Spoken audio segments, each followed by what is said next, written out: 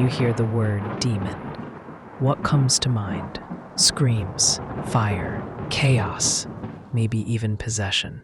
But what if I told you there's one that doesn't scream at all? He whispers.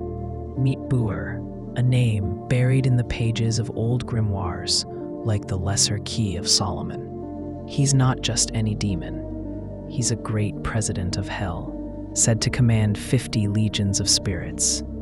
But unlike others who bring madness and mayhem, Buer offers something far more tempting: knowledge, healing, power. He appears not as a monster or a ghost, but as a twisting wheel of 5 goat legs spinning around a lion's head. Strange, hypnotic, impossible to look away from. Some say he can cure diseases. Others claim he reveals the hidden truths of the universe, teaches moral philosophy, nature, even logic. Sounds helpful, right? But here's the trick.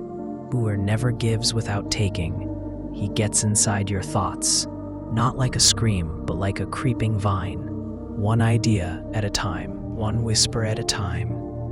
And the more you learn, the more obsessed you become. Your thoughts blur. Your voice might not even be your own anymore.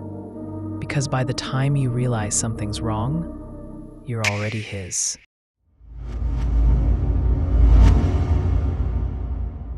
Now let's step into the shadows of ancient India, where a spirit waits in silence, wrapped in death itself.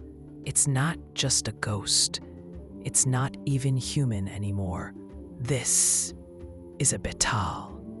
In Hindu mythology, Vetals are no ordinary spirits. They don't float around haunting places. They live inside the dead, literally.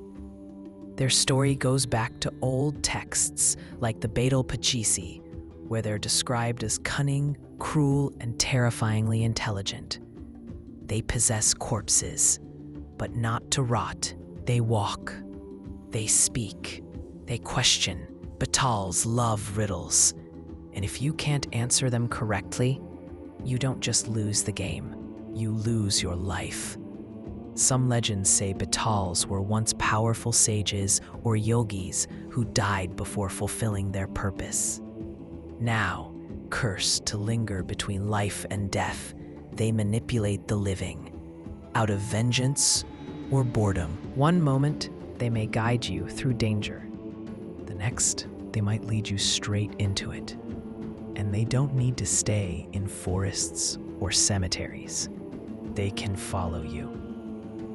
You might hear a voice you trust calling your name. You turn and see a grinning corpse dangling upside down from your ceiling, watching.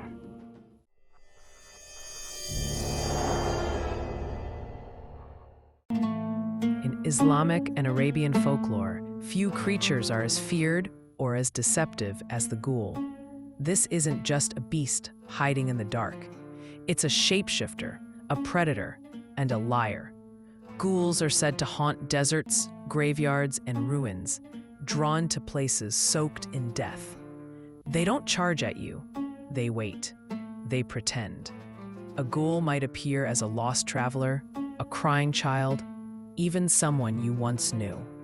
And once you get close enough, you're never seen again. They feed on corpses, but they crave the living more, especially those who let their guard down. Some tales say that after devouring a person, a ghoul can take their form, using their face and voice to trick others. You may think you're safe, surrounded by familiar faces. But what if one of them isn't who they say they are? Even worse, ghouls are nearly impossible to destroy. Kill the body, and the spirit lingers, riding the wind, whispering your name when you're all alone. That sound behind you, that faint voice calling out from the ruins, be careful.